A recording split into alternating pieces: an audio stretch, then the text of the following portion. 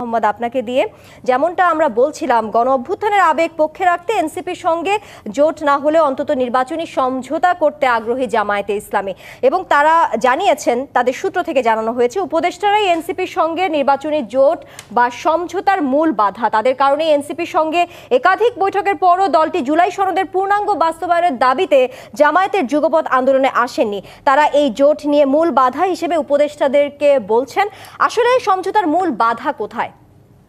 ধন্যবাদ আমার দুই বিজ্ঞ সহ আলোচক এবং যারা দেখছেন সবাইকে শুভেচ্ছা। এনসিপি এমন একটি সময়ে বাংলাদেশের রাজনীতিতে এসেছে, এই সময়টা আসলে কখনোই কোনো নতুন রাজনৈতিক দলের বিকাশের উত্তম সময় নয়।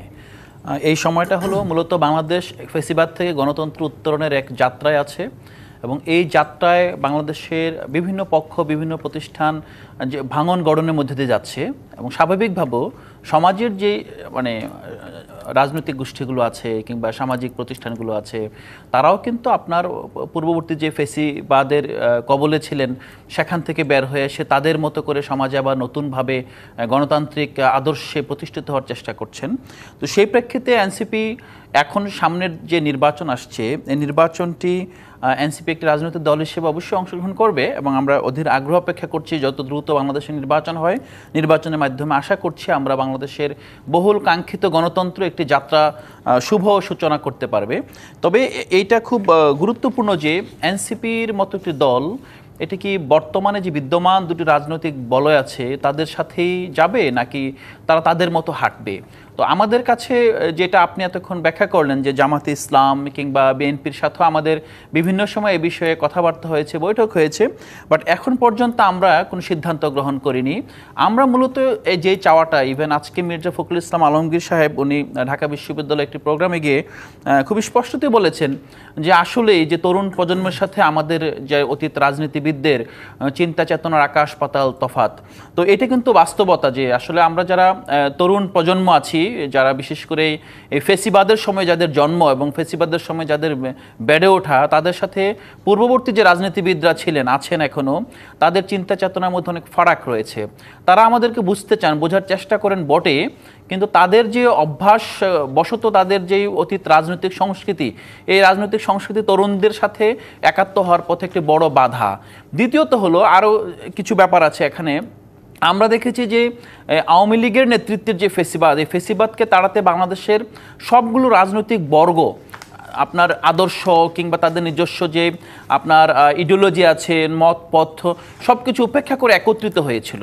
তা আমরা ধরে নিয়েছি এবং আমরা প্রত্যাশা করি বাংলাদেশে আদর্শ ভিত্তিক রাজনীতি অথবা বিভাজনের যে রাজনীতি অথবা আপনার জাতীয়তাবাদের নামে যে আপনার বাংলাদেশি জাতীয়তাবাদ বাঙালি জাতীয়তাবাদ এবং ধরুন এখানে আরও অনেকগুলো ব্যাপার এর মধ্যে যুক্ত আছে, এর মধ্যে যে বিভাজন হচ্ছিল গণ অভ্যুত্থানের পরের বাংলাদেশে বিভাজনের রাজনীতির অবসান ঘটবে।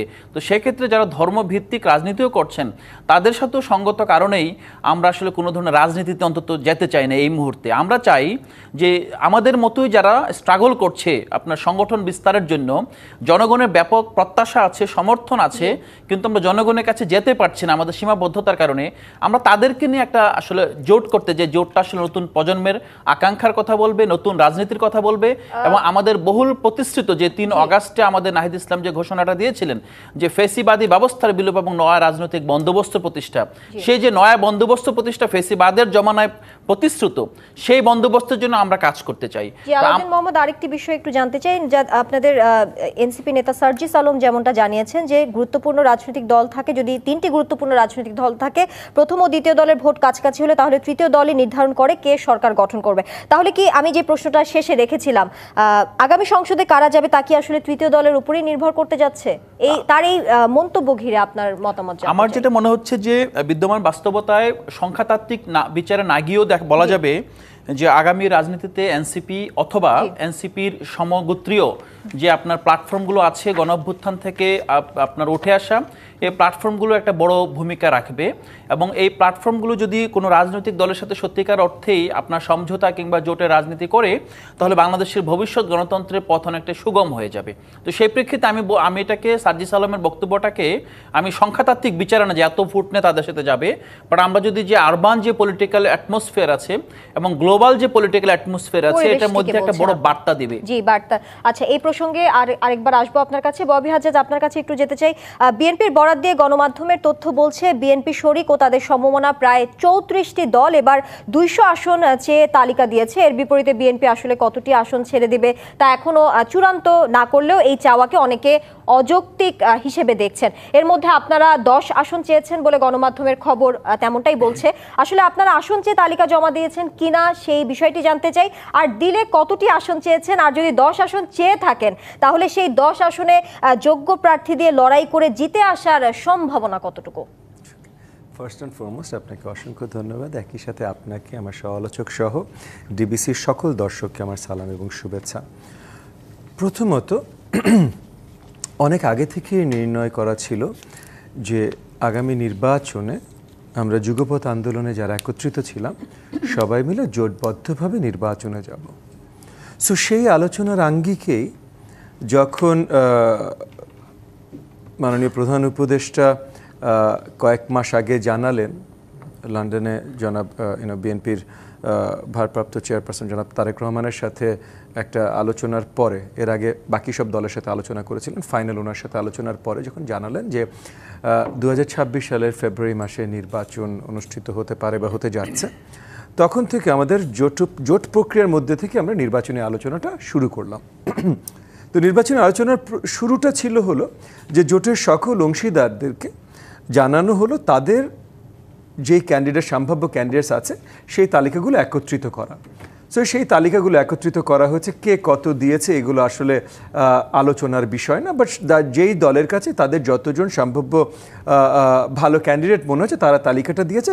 জোট পর্যায়ে নির্ণয় হবে এদের মধ্যে কারা আসলে জোটের ক্যান্ডিডেট হিসেবে সামনে নির্বাচনে যাবেন। সো কেউ যদি 5 জন দিয়ে থাকেন, কেউ যদি 50 জন দিয়ে থাকেন, কেউ যদি 500 জন দিয়ে থাকেন, ভাই ইররেলেভেন্ট, এর ভেতর থেকে যাচাই বাছাই করে বের হবে কারা বেস্ট। সো এখানে মনে করেন কথার কথা দুটো ভিন্ন দল আছে যুগপৎ আন্দোলনে, দুটো ভিন্ন দলই এক সিটের জন্য দিয়েছে। সেখানে বিএনপিরও নিশ্চয়ই ক্যান্ডিডেট আছে। আমরা যদি ধরে নিতে পারি যে কোনো একটা দলের যদি 300 আসনেই ভালো ক্যান্ডিডেট থেকে থাকে, তাহলে সেটা হওয়ার সম্ভাবনা বাংলাদেশ জাতীয়তাবাদী দল বিএনপি, কারণ তারা বারংবার সরকারে ছিলেন এবং বাংলাদেশের যদি, এবং এখন তো শুধু তারাই আছেন, বাট কিছুদিন আগ পর্যন্ত যদি দুটো দল আমরা বলতে পারি মাস পার্টি, তাহলে সেটা ছিল বাংলাদেশ আওয়ামী লীগ এবং বাংলাদেশ জাতীয়তাবাদী দল। তার ভিতরে আওয়ামী লীগ যা করেছে ফ্যাসিবাদের পর তারা যেহেতু বিতাড়িত হয়েছে জনগণ দ্বারা, তাহলে একটা মাত্র মাস পার্টি বাংলাদেশে এখন জীবিত আছে, বাংলাদেশ জাতীয়তাবাদী দল। সো তাদের সব জায়গায় ক্যান্ডিডেট থাকবে, এইটাই স্বাভাবিক। কিন্তু জোটের ক্যান্ডিডেট হিসেবে নির্ণয় করা হবে যারা ওই যত ক্যান্ডিডেট এসছে যুগপৎ আন্দোলনের সব শরিক দল থেকে, তাদের ভিতর থেকে বেস্ট যে ক্যান্ডিডেট বলে মনে করবে জোট, তাদেরকেই দেয়া হবে। সো কোনো দল থেকে হতে পারে ভাই 50টা ক্যান্ডিডেট লিস্ট গেছে, একজনও ক্যান্ডিডেট হননি। কোনো দল থেকে হতে পারে 3টা ক্যান্ডিডেট লিস্ট গেছে, 3 জনই ক্যান্ডিডেট হয়েছেন। সেটা যুগপৎ আন্দোলনের সকলে মিলে নির্ণয় করবেন। জি জি, আপনাকে ধন্যবাদ। একটু ব্যারিস্টার রুমিন ফারহান আপনার কাছে যেতে চাই। এনসিপি নেতারা বলেন বিএনপি কোনো আসনে ছাড় দিলেও যদি দলটির স্বতন্ত্র প্রার্থী দাঁড়িয়ে যান তাহলে এনসিপির প্রার্থীদের জিতে আসা কঠিন হবে। এর ফলে বিএনপির সঙ্গে জোট বা সমঝোতায় গেলে এনসিপির কতটা লাভ হবে তা নিয়ে সন্দেহ রয়েছে। তারা এই সন্দেহ প্রকাশ করেছেন এবং আবার বিএনপি এনসিপিকে ভোটের মাঠে সঙ্গে পেতে চায়, যেমনটা আমি বলছিলাম।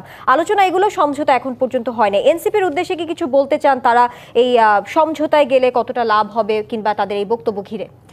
দেখুন, রাজনীতির দৌড়টা তো কেবলমাত্র আগামী নির্বাচন নয়, রাজনীতি একটা দীর্ঘ লম্বা সময়ের প্রক্রিয়া। সো আপনি এই নির্বাচনে এখনই অনেক বেশি লাভবান হয়ে যাবেন এই হিসাবটা আমরা না করি। মাত্রই তারা এসছে রাজনীতির মাঠে, এখনও অনেক লম্বা সময় তাদের প্রত্যেকের পড়ে আছে। সো এই দীর্ঘ সময়ে রাজনীতি অনেক পরিবর্তন হবে। তারাও সময়ের সাথে যদি ফিট ইন করে পলিটিক্সটা করতে পারে, তারাও হয়তো বড় দল হিসেবে বিএনপি আওয়ামী লীগের মতো একটা বড় দল হিসেবে আত্মপ্রকাশ করবে। সো আমার মনে হয় এই ডিসিশনটা সময়ের হাতে ছেড়ে দেই আমরা। আর যে কথাটা আপনি বলছিলেন যে বিএনপির বিদ্রোহী প্রার্থী যদি দাঁড়িয়ে যায়, তাহলে আসলে এনসিপির যেই প্রার্থী সেখানে বিএনপি সমর্থিত হবেন তার কতটুকু লাভ হবে, এই কথাটি কিন্তু 300 আসনের ক্ষেত্রেই প্রযোজ্য। আমার সহ আলোচক ববি হাজ্জাজ যেটা বললেন যে বাংলাদেশে এই মুহূর্তে alive political party, biggest political party যেটা ম্যাটার করে সেটা হচ্ছে বিএনপি। সো এত বড় একটা পলিটিক্যাল পার্টিতে 300 আসনেই অনেক জনপ্রিয় প্রার্থী থাকবেন, এটাই স্বাভাবিক। সো দলের বাইরে গিয়ে যদি কেউ সেখানে নির্বাচন করেন দলের সমর্থন নিয়েও, আমি খুব অবাক হব না যদি বিদ্রোহী প্রার্থী দাঁড়িয়ে যায় দল থেকে। এবং তাহলে তখন যেটা হবে যে যেহেতু বিদ্রোহী প্রার্থীর সঙ্গে নেতাকর্মীরা দীর্ঘ সময় কাজ করেছেন, কানেক্টেড থেকেছেন, তাদের বিপদে আপদে তার সঙ্গে কথা বলেছেন, তার দিক নির্দেশনায় কাজ করেছেন, সো একটা বড় অংশ কিন্তু ভাগ হয়ে যাবে ভোটটা। সো সেটা শুধু এনসিপির ক্ষেত্রে না, অন্য দলের ক্ষেত্রেও এটা কিন্তু একটা চ্যালেঞ্জ হিসেবে সামনে আসবে। এবং যেহেতু দীর্ঘ সময় পরে বাংলাদেশ একটা নির্বাচনের পথে হাঁটছে, এই চ্যালেঞ্জটা কেবলমাত্র যে শরিক দলগুলোর হবে বা জোটভুক্ত দলগুলোর হবে তাই নয়, বড় দল হিসেবে বা মাদার অর্গানাইজেশন হিসেবে বিএনপির জন্য কিন্তু একটা বিরাট চ্যালেঞ্জ, কারণ তাকে তো দিন শেষে প্রার্থী জিতিয়ে আনতে হবে। সো এটা তার জন্য অনেক বড় একটা চ্যালেঞ্জ। ব্যারিস্টার রুমিন ফারহানা, সংস্কারের সংলাপে জামায়াতকে প্রতিনিধিত্ব করা এক নেতা বলেন প্রত্যেক দলকে আসন ছেড়ে দেওয়ার প্রতিশ্রুতি দিচ্ছে বিএনপি, আর এই কারণে দলগুলো অবস্থান বদল করছে। অবস্থান বদলের কথা তিনি বলেছেন। এই বক্তব্যকে আপনি কিভাবে দেখছেন কিংবা কতটা যৌক্তিকতা দেখছেন এর মধ্যে? সম্প্রতি আমি একটা খবরে দেখলাম যে জামায়াতে ইসলাম ঘোষণা করেছে ওনারা 100টা আসন ছেড়ে দেবেন। আমার প্রথম প্রশ্নই মাথায় এসেছে, কাকে ছেড়ে দেবেন? মানে কারা তাদের কাছে আসন চেতে যাচ্ছে যে যাদের জন্য তার 100টা আসন ছেড়ে দেবেন? সো ওটা সরিয়ে রেখেই বলি, বিএনপি যদি বলে আসন ছেড়ে দেব, তাহলে অন্য দলগুলো বিএনপির কাছে যায়, বিএনপির সঙ্গে জোট করার চেষ্টা করে, কিংবা তার ভাষ্যমতে এজন্য এক এক সময় এক এক দল দেখা যায় যে সুইং করছে, কখনো জামাতের সঙ্গে যাচ্ছে বা কখনো বিএনপি। এটি সম্ভবত উনি মিন করেছেন ওনার কথায়। তার মানে উনি স্বীকার করে নিয়েছেন যে একটা আসন ছাড়বে এরকম কোনো ইন্ডিকেশন পেলে সকল পলিটিক্যাল পার্টি আসলে বিএনপির সঙ্গে জোট করতে চায়। কেন চায়? ওনারা তো দীর্ঘ 16 মাস না 15 মাস হলো এখন একেবারে রিপিটেডলি বলে গেছে বিএনপি চাঁদাবাজি করে, বিএনপি এই অন্যায় করে, ওই অপকর্ম করে, তারা হচ্ছে সৎ মানুষের শাসন দেবে, আল্লাহর আইন কায়েম করবে, এটা তো তারা বলে আসছে। তারপরে মানুষ তাদের ওই 100 আসনের প্রতি অ্যাট্রাক্টেড হয় না কেন? বিএনপি জোটকে একটা আসন দেবে শুনলেই অন্য দলগুলো বিএনপির সাথে যেতে চায় কেন?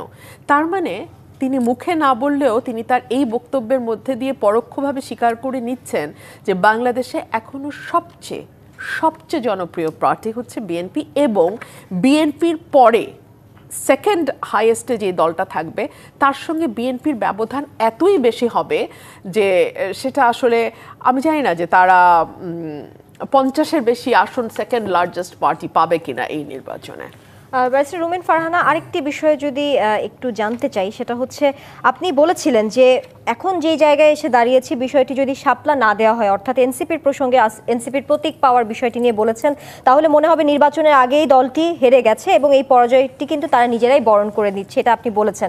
আচ্ছা, শেষ পর্যন্ত যদি এই প্রতীক যদি না পাওয়া যায়, যেহেতু ইসি বলেছে তাদের তালিকায় এটি অন্তর্ভুক্ত না, তাহলে আপনাদের জন্য এটা আসলে কি মনে হয় যে এই পরাজয় কি আসলে নির্বাচনের আগেই হয়ে যাচ্ছে, কিংবা আপনার কি মনে হয় এই ভয়েই আসলে এই পরাজয়ের ভয়েই কি তারা আসলে এখনো অনড় অবস্থানে আছে কিনা?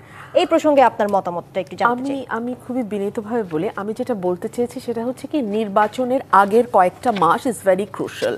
এই সময় হয় কি আপনার যারা ভোটার, আমি আবারও বলছি আপনার যারা ভোটার এবং যেই দল থেকে আপনি নির্বাচন করবেন, এটা আমি একটা প্রার্থীর ক্ষেত্রে বলছি, তারা কিন্তু আপনার উপর নজর রাখে আপনি কতটা শক্তিশালী প্রার্থী, আর ভোটাররা নজর রাখে আপনি কতটা শক্তিশালী দল।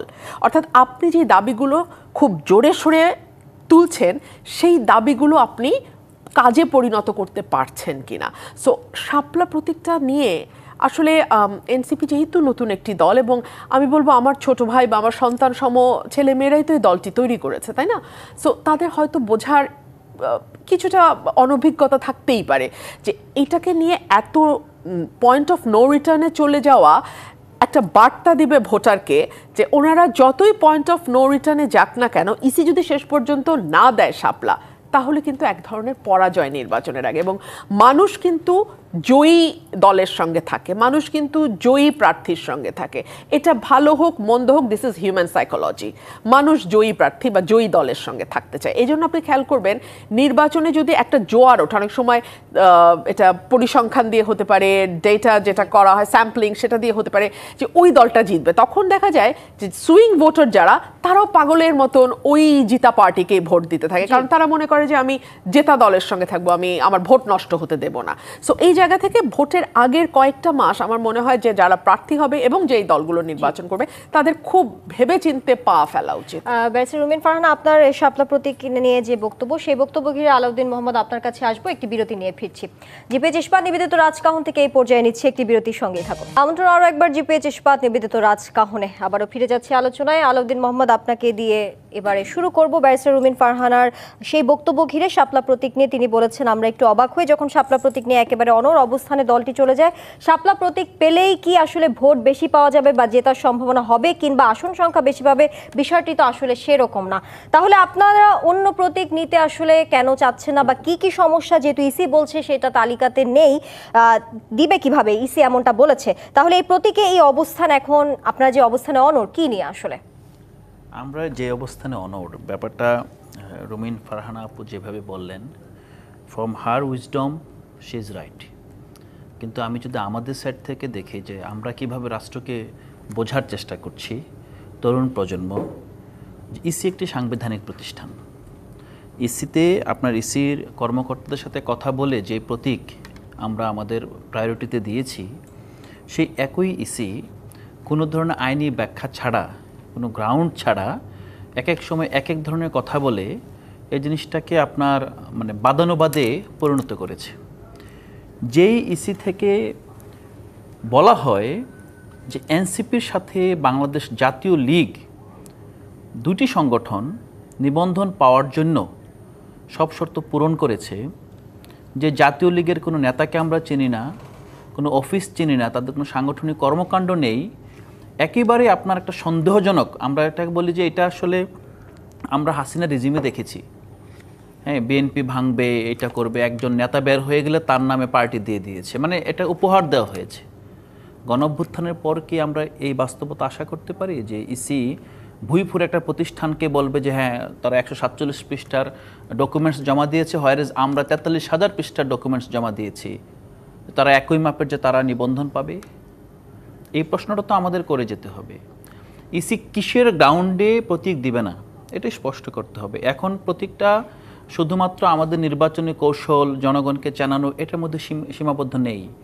প্রতীকটা সীমাবদ্ধ, মানে প্রতীকটা এখন ইসির গ্রহণযোগ্যতা এবং স্বচ্ছতা এই জায়গায় চলে গিয়েছে। ইসিকে স্পষ্ট করতে হবে তারা কিসের বিচারে জাতীয় লীগ অনুমোদন দিচ্ছেন এবং কিসের বিচারে তারা শাপলা প্রতীক আপনার লিস্টে আনতে পারবেন না, যেখানে তাদের একজন উপসচিব আমাদেরকে কনফার্ম করেছেন যে এটা আমাদের বিবেচ্য প্রতীকের মধ্যে আছেন, you can go for that.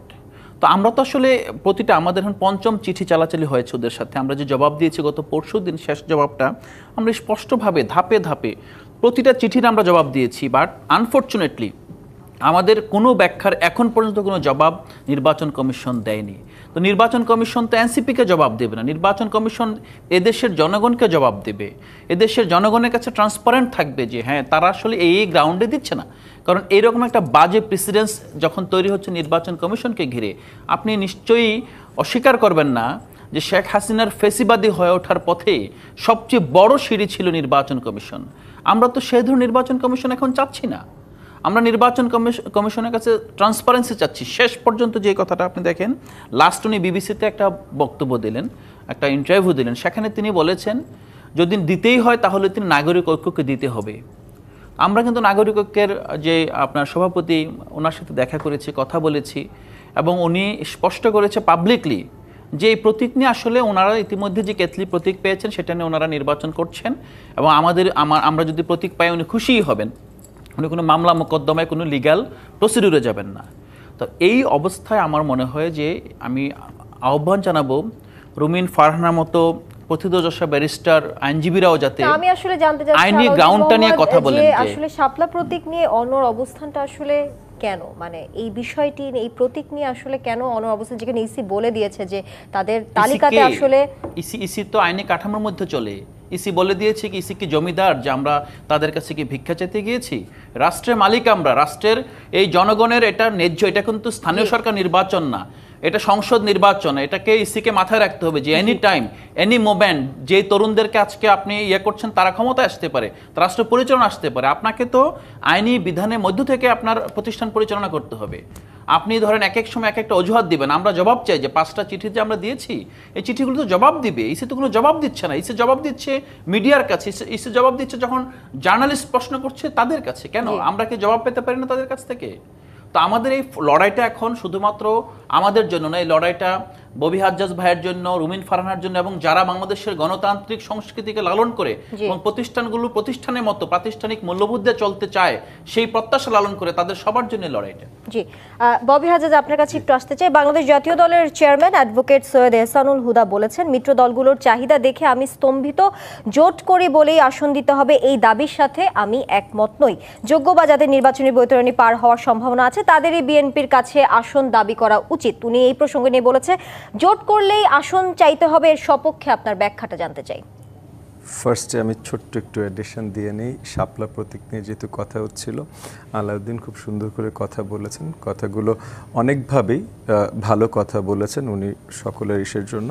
But আবার নির্বাচন কমিশনের দিক থেকেও যদি বলি, আসলে ফার্স্ট অ্যান্ড ফরমোস্ট নির্বাচন কমিশন যে আরপিওর অধীনে কাজ করে এবং তাদের যে প্র্যাকটিসেস অ্যান্ড প্রেসিডেন্সেস তৈরি আছে সেগুলোর ভিত্তিতে নির্বাচন কমিশনের কাছে কেউ কোনো প্রতীক চাইতেই পারে না আইনগতভাবে, কেউ প্রতীক চাইতেই পারে না আইনগতভাবে। নির্বাচন কমিশনের যে তালিকাটা আছে, নির্বাচন কমিশনের ইখতিয়ার, ওই তালিকাটা দেবে, ওখান থেকে আপনি পছন্দ করবেন এবং নির্বাচন কমিশন যদি পারে আপনার পছন্দটা দিতে চেষ্টা করবে।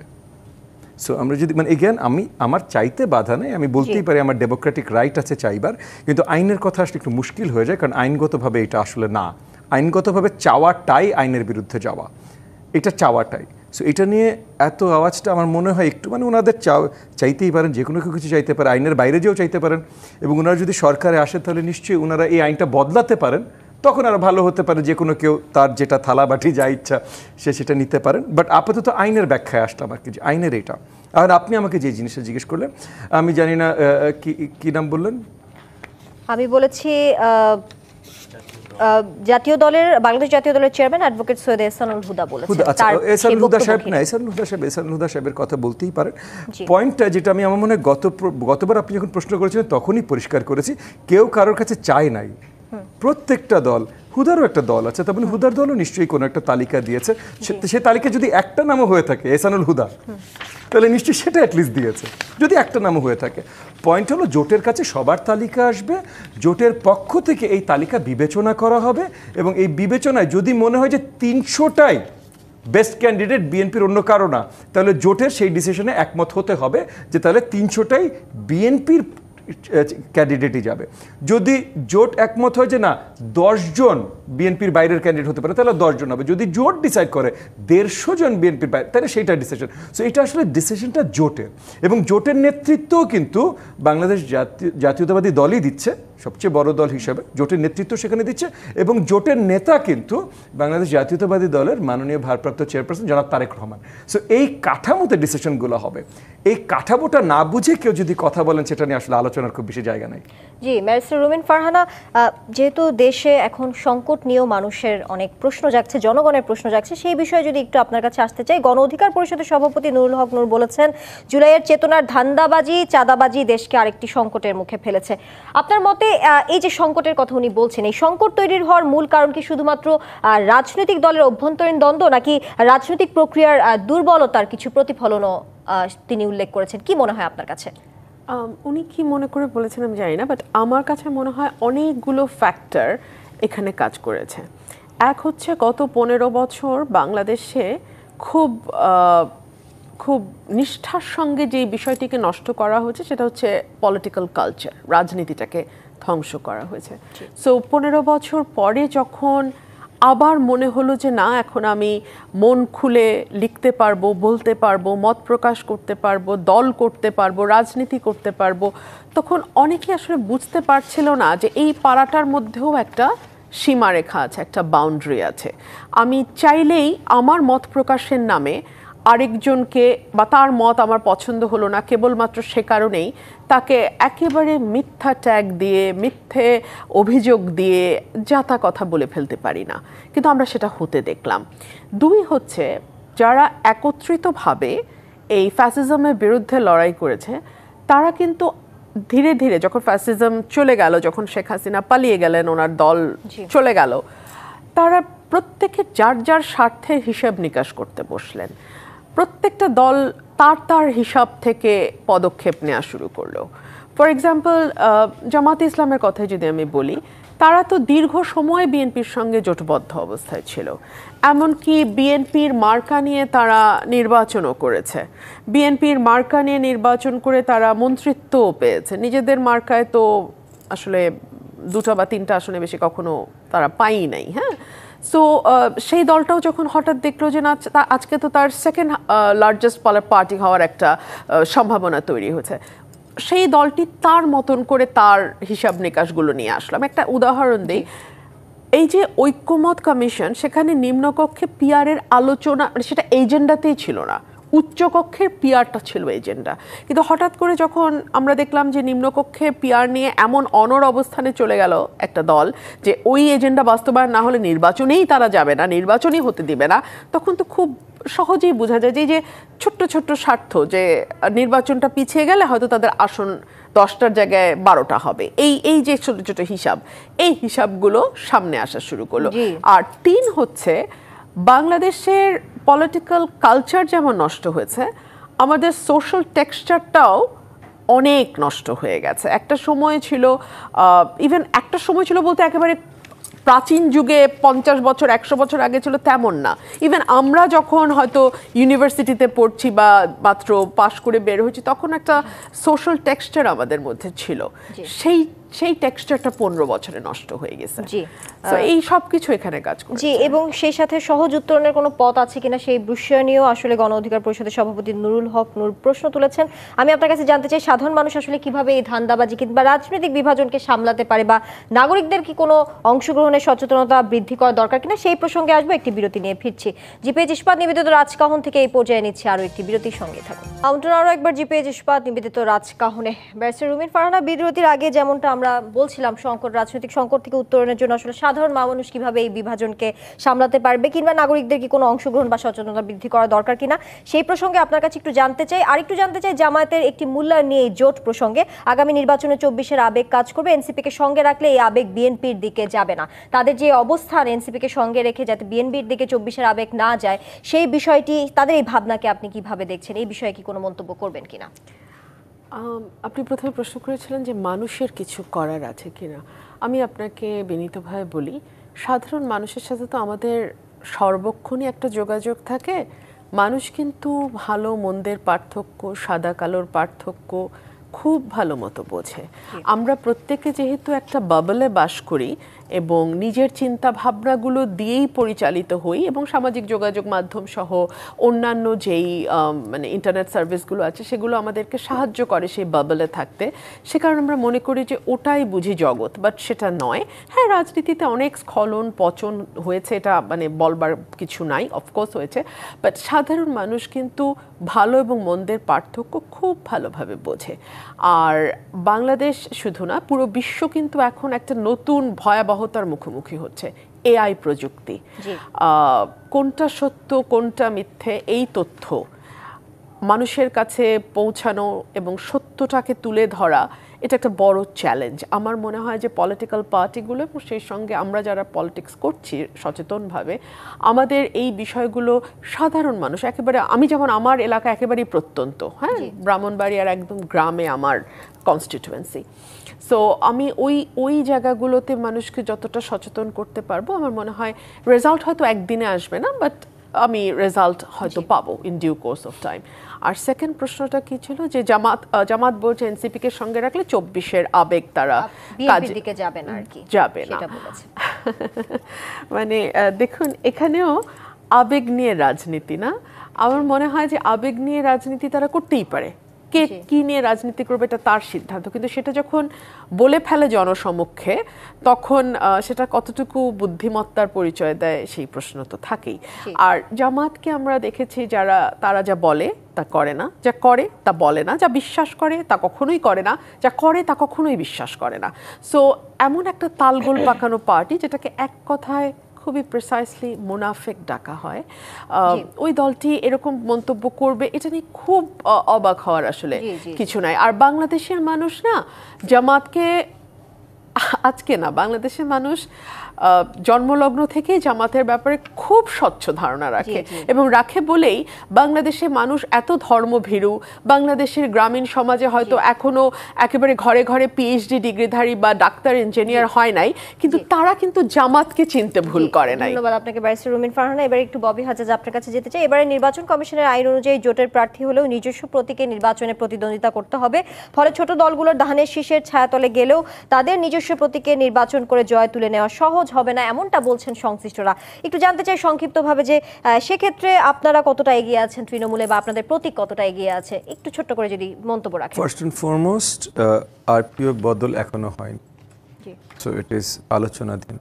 সেকেন্ড, অবভিয়াসলি যেভাবে আরপিও হবে, নির্বাচন কমিশন যেভাবেই নির্বাচন পরিচালনা করবেন প্রত্যেকটা দলকে সেইভাবেই তৈয়ারি নিতে হবে। সো আমরাও আমাদের তৈয়ারির ব্যবস্থা সেভাবেই করেছি, এবং আমরা জোটের পক্ষ থেকেও এটা শুধু এগেন আপনি ভুলে যাবেন না, জোটগত নির্বাচন মানে জোটগত নির্বাচন, যেই মার্কাই যাক যেটাই যাক জোট একত্রিতভাবে নির্বাচন করছে। সো প্রত্যেকটা দল যারা জোটে আছেন বা যারা অ্যাটলিস্ট নিবেদিতভাবে জোটের সাথে আছেন, এই জোটের ভিতরে সবাই যাচ্ছেন তা না, কিন্তু অনেকে আলোচনা করছেন তারা জোটের বাইরে যেতে পারেন, যুগপৎ আন্দোলনে ছিলেন না এমন অনেকে আলোচনা করছেন তারা জোটে আসতে চাইতে পারেন, বা একটা আলোচনার মধ্যে আছে না হয়তো, তো নিশ্চয়ই আলোচনার মধ্যে থাকলেও তো নিশ্চয়ই আসার কোনো একটা ইচ্ছা তাদের ভিতরে আছে বলেই তো আলোচনার ভিতরে আছেন, এই জায়গাগুলো আছে। সো জোটগতভাবে সেই জায়গা থেকে আমাদের প্রিপারেশন আছে যে যেইভাবেই করতে হবে। আমরা চাইবো যে কোয়ালিশনের যে সিস্টেমটা আগে থেকে ছিল, নির্বাচনী সিস্টেম, যে কোয়ালিশন একটা মার্কায় যেতে পারে, সেটা বদলানোর বড় কোনো কারণ আমরা অ্যাটলিস্ট যৌক্তিক কারণ খুঁজে পাইনি। এখন এগেন যুক্তিতর্ক শুরু করার জায়গাও এইটা না, বাট আমরা যৌক্তিক কারণ খুঁজে পাইনি, বাট তবু তো আমরা চাইবো না তারা বদলাক জিনিস সিস্টেমটা, কিন্তু যদি তারা বদলায় সেটার জন্য আমরা প্রিপেয়ার্ড। জনগণের কাছে জোটগতভাবে আমরা যাব, জোটের ওই আসনে যেই মার্কা থাকবে সেই মার্কার জন্য সবাই ভোট চাইবো। জি, আলাউদ্দিন মোহাম্মদ আপনার কাছে একটু আসতে চাই। একটি বক্তব্যের জন্য বিএনপির স্থায়ী কমিটির সদস্য সালাউদ্দিন আহমেদকে ক্ষমা চাওয়ার আহ্বান জানানোর পর দিন জামায়াতে ইসলামের চলমান আন্দোলনকে প্রতারণা বলে আখ্যা দিয়েছেন জাতীয় নাগরিক পার্টির আহ্বায়ক নাহিদ ইসলাম। জামায়াতে এই বক্তব্যকে বালখিল্য বলে প্রতিক্রিয়া জানিয়েছে। জামাতের এই পাল্টা প্রতিক্রিয়াকে কিভাবে দেখছেন সেটি জানাবেন, সেই সাথে জানাবেন ববি হাজাজ উনি বলছিলেন আপনাদের প্রতীক পাওয়ার যে আইনিগত যে বিষয়টি নিয়ে কথা বলছেন সেই বিষয়ে যদি মন্তব্য যুক্ত করতে চান। শেষ থেকে শুরু করি। প্রতীক পাওয়ার আসলে আইনি যে গ্রাউন্ড, না পাওয়ারও কোনো গ্রাউন্ড নেই আর কি, যে পাওয়ার যেরকম গ্রাউন্ড নেই না পাওয়ারও গ্রাউন্ড নেই। প্রতীক এভাবেই ডিস্ট্রিবিউট হয়ে আসছে এবং এখন পর্যন্ত এভাবেই চলছে আর কি। তো সেক্ষেত্রে আমরা যেটা বলতে পারি, ধরেন নির্বাচন কমিশনের একটা খামখেয়ালিপনায় পরিণত হয়েছে কি প্রতীক ডিস্ট্রিবিউশনটা। তো দ্বিতীয়ত হলো যে বিষয়টা বললেন যে জামাত ইসলামী প্রসঙ্গে জনাব নাহিদ ইসলামের যেই বক্তব্য, তো নাহিদ ইসলাম রিফর্মের ইস্যুতে জামাতের অবস্থানের ইনকনসিস্টেন্সি এটাই তিনি ব্যাখ্যা করেছেন, এবং তিনি এটা খুব সুস্পষ্টভাবে তুলে ধরতে সক্ষম হয়েছেন যে আপনার প্রাথমিকভাবে ঐকমত্য কমিশনের কোনো আলোচনায় নিম্নকক্ষের আপনার পিয়ার পদ্ধতি অথবা নিম্নকক্ষের ভোটের কোনো প্যাটার্ন চেঞ্জ হবে কি না সেটা নিয়ে আলোচনা না থাকলেও শেষ মুহূর্তে উচ্চকক্ষে পিয়ারের ব্যাপারে যখন মোটামুটি সবাই একমত হয়ে গিয়েছিল, তারপর জামাত ইসলাম নিম্নকক্ষের পিয়ারের জন্য রাস্তাঘাট বন্ধ করে আরও কিছু ইসলামী দলকে সাথে নিয়ে যেই চাপ প্রয়োগ করেছে তার মানে এর মধ্য দিয়ে কিন্তু উচ্চকক্ষে যে পিয়ারের লেজিটিমেট যে গ্রাউন্ডটা এটা কিন্তু একরকম হারিয়ে গিয়েছে আর কি। এবং এইটাকে এখন যেটা আমাদের কাছে মনে হয়েছে যে এটা আসলেই জামাতের যেই টোটাল গত 8 মাসের যেই কমিশনের বক্তব্য বিবৃতি এবং তাদের যে অবস্থান, এই অবস্থানের সাথে তাদের রাজনীতি সঙ্গতিপূর্ণ নয়। এখন উনি এটা নাহিদ ইসলাম এটা মন্তব্য করেছেন যে দিস ইনকনসিস্টেন্টলি এটা যেটা হচ্ছে আর কি, এই জিনিসটা আসলে যে জামাত যেটা করছে জাতির সাথে আপনার রিফর্ম নিয়ে প্রতারণা, তো এটা আসলে আন্দোলন নিয়ে ঠিক না। যে কথাটা বলছেন সেটা আসলে রাজনৈতিক প্রতারণা হিসেবে তিনি না, এটা অবশ্যই আমি হয়তোবা এটা উনি ইংরেজিতে লিখেছেন, তো উনি ওই প্রতারণা শব্দের সঠিক যে একেবারে ডিসিভ, এটা কিন্তু উনি লিখেননি। উনি যেটা বলেছেন যে জনগণের সাথে তারা যে কমিটমেন্টে আন্দোলন করছেন ঠিক একই কমিটমেন্টে আসলে রিফর্মের জন্য রিফর্ম কমিশন কিংবা ঐকমত্য কমিশনে ফাইট দিচ্ছেন না। এবং অনেক ক্ষেত্রে দেখা যাচ্ছে যে আপনার জুলাই সনদ নিয়ে আমরা দেখি সনদের আইনি ভিত্তি নিয়ে তারা কিন্তু আপনার সেখানে স্বাক্ষর করে আসার পর বলছেন তারা প্রয়োজনীয় স্বাক্ষর প্রত্যাহার করবেন, কিন্তু কবে প্রত্যাহার করবেন না করবেন সেটাই এখন মূলত যে জায়গাটা হলো যে নাহিদ ইসলামের একটা অ্যাসেসমেন্ট জামাতের রিফর্ম পলিটিক্সের ব্যাপারে। তো অ্যাসেসমেন্ট যদি জামাত পজিটিভলি গ্রহণ করে তাদের স্ট্র্যাটেজি চেঞ্জ করে, যেটা তাদের জন্য ভালো। আর তারা যদি মনে করে এটা ব্যক্তি আক্রমণ করে কিংবা এনসিপির উপর আক্রমণ করে তারা বিষয়টাকে আপনারাও ফাইট করবে, এটা তাদের জন্য আমার মনে হয় যে খুব বেশি ভালো হবে না। বিকজ যেটা ওই রুমিন ফারহান আপু বলছিলেন যে পিপল আর নাও মোর অ্যাওয়ার, দে আর অবজার্ভিং এভরিথিং, মানুষকে আর বোকাশোকা ভেবে ইয়ে করতে পারবেন না।